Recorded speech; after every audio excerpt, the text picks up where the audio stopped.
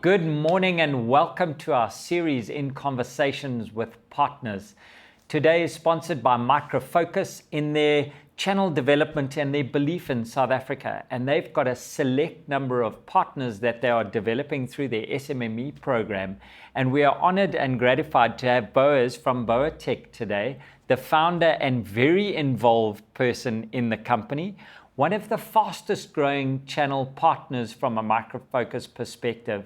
And today, Boaz is going to kick off a 6-series podcast. That's quite a mouthful for you, man. That is pretty cool. 6 series in the benefits and building a secure security strategy. So we're going to get to know Boaz quite well. And I'm going to start off by saying, Boaz, soccer or rugby? I'll go with soccer, and rugby will be the second one. And your favorite team? From the soccer point of view, Arsenal and Orlando Pirates in South Africa. Okay, we are off. This podcast is over. I cannot work with someone who doesn't like Kaizer Chiefs and Liverpool. So we're going to find areas to disagree, but that's the heart of debate.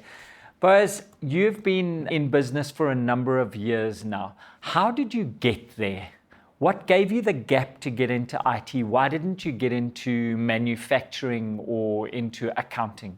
I think I'll start off from the love of maths and science from school and going to university and studying computer science. That really propelled me to go and have interest in IT.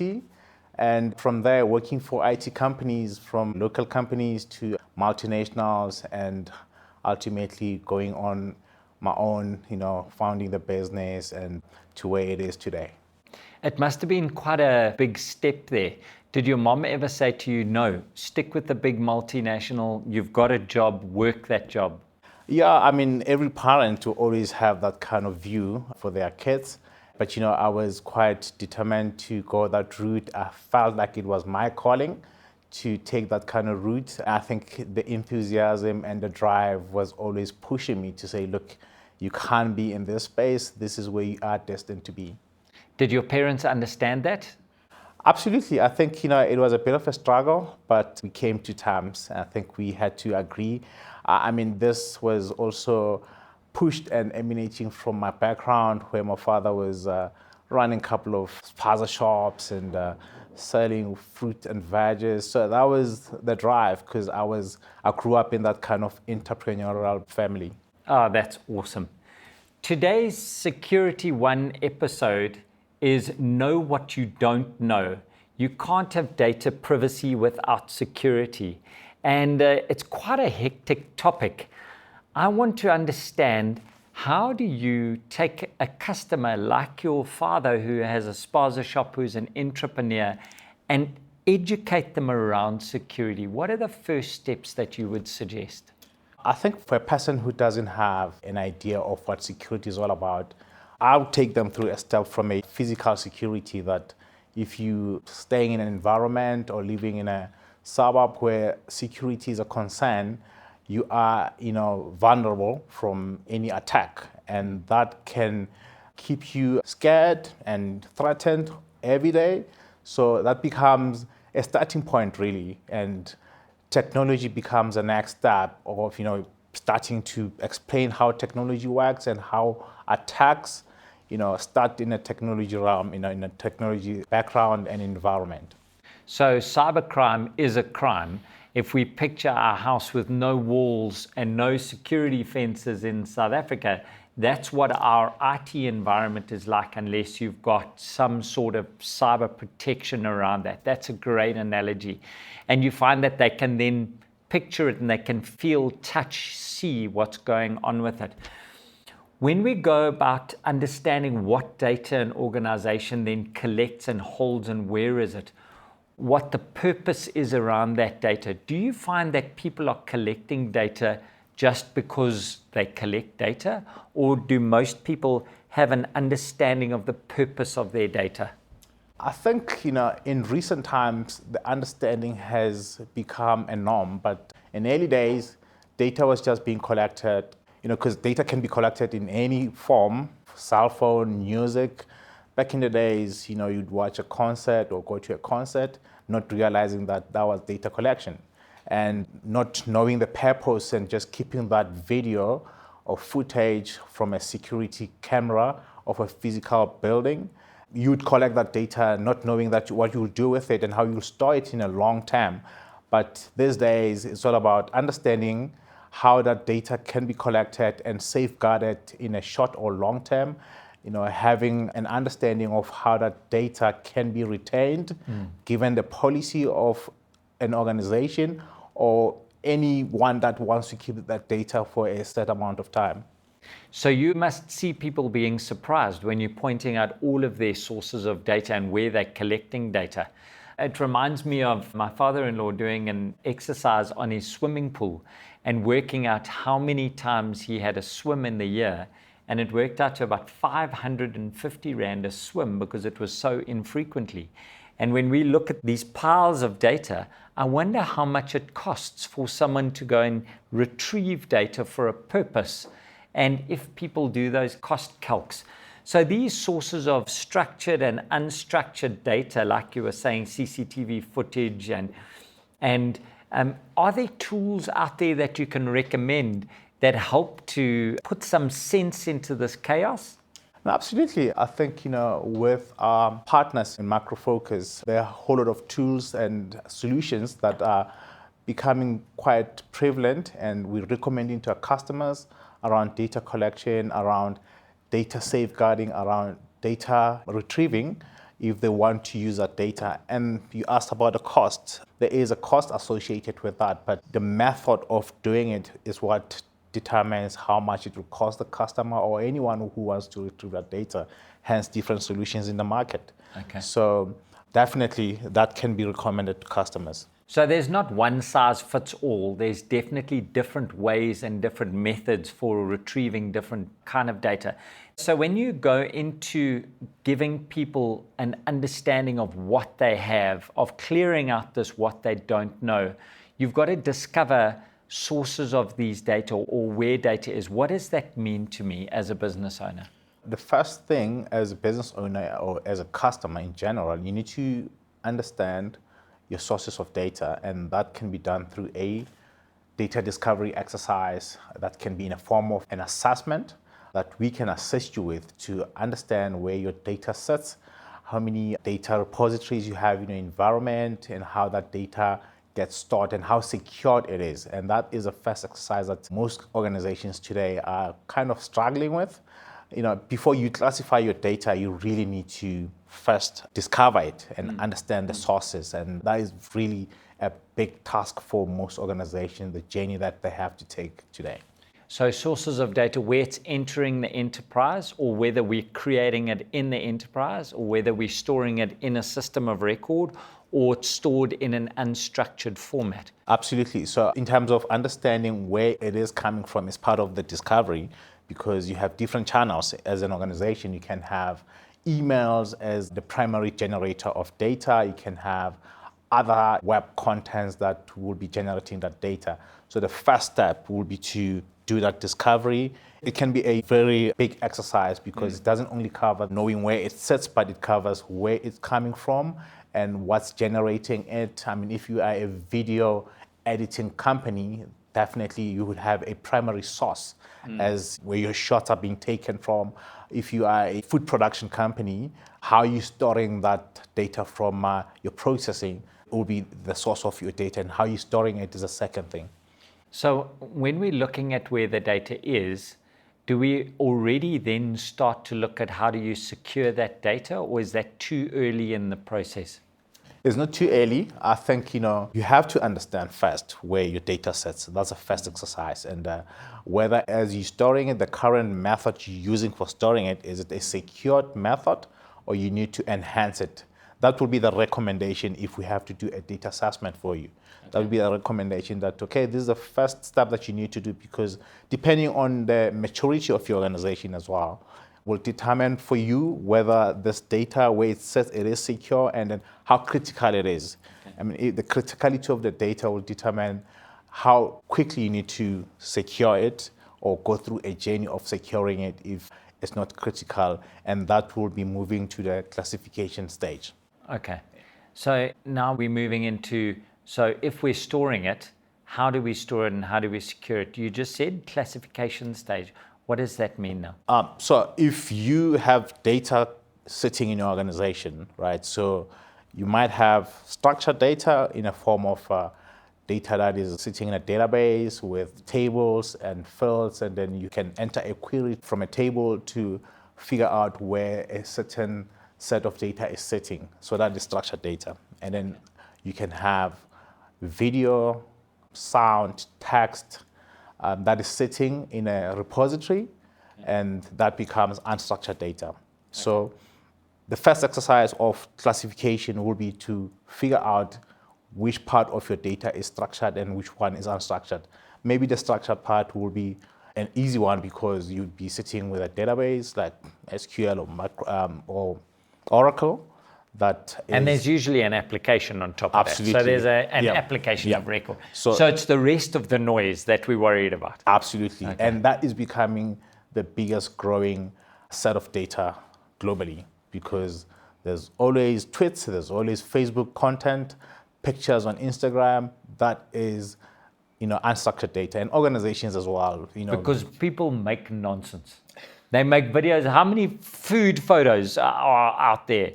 Millions of that kind of content. And organizations, if you are using access control, a lot of organizations are doing that today.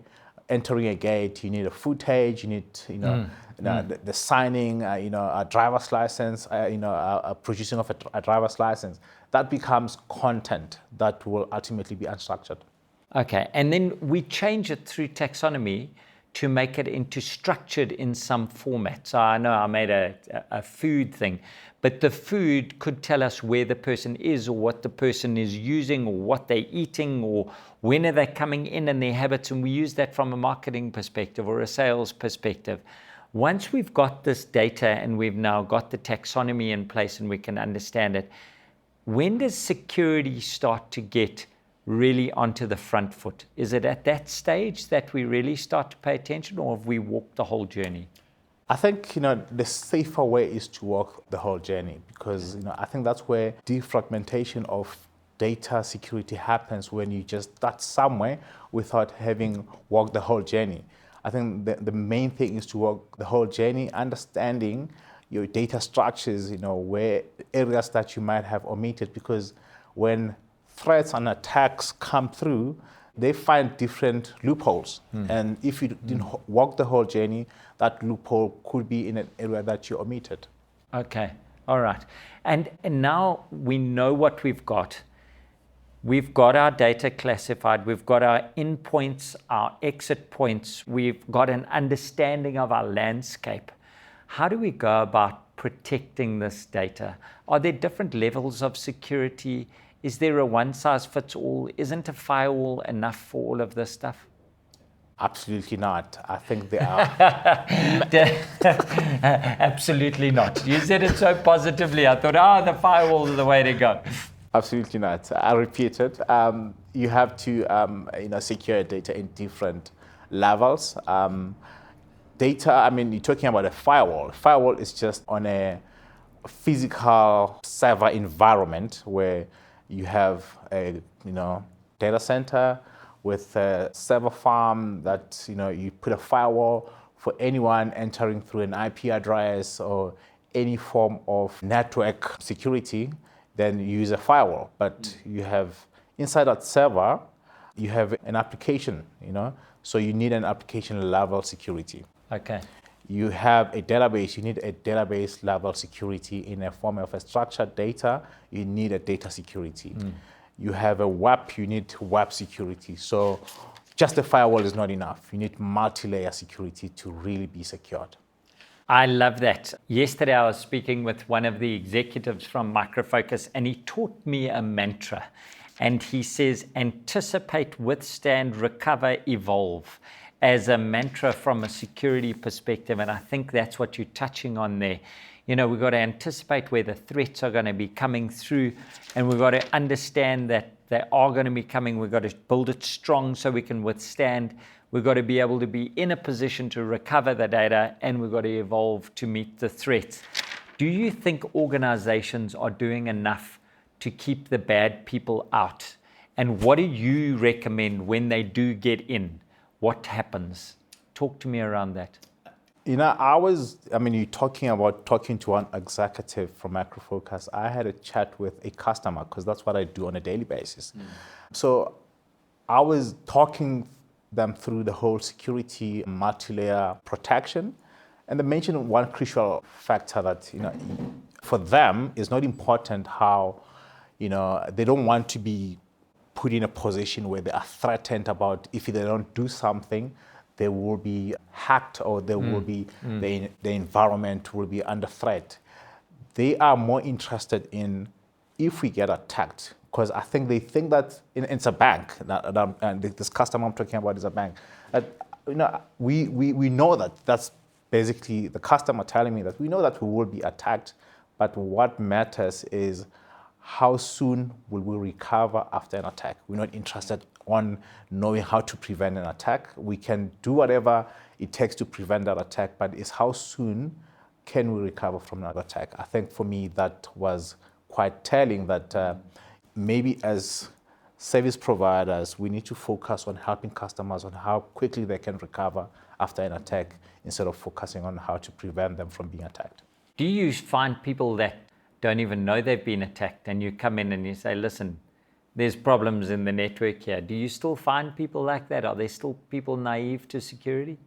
Plenty of people, because I think the threat will only happen if it hits a critical environment, a live environment that a customer will be looking at on a daily basis. But if it's an environment that is not looked at on a daily basis, an attacker could be sitting there for months, just doing whatever they're doing as long as they're not being checked.